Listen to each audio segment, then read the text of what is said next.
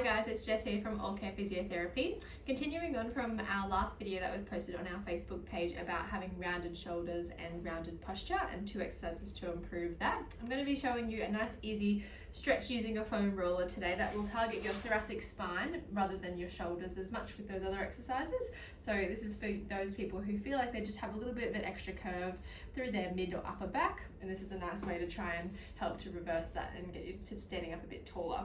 So you need a foam roller. It doesn't have to be a super long one like this. It can be shorter, whatever you've got there at home. Otherwise we do sell these in the clinic.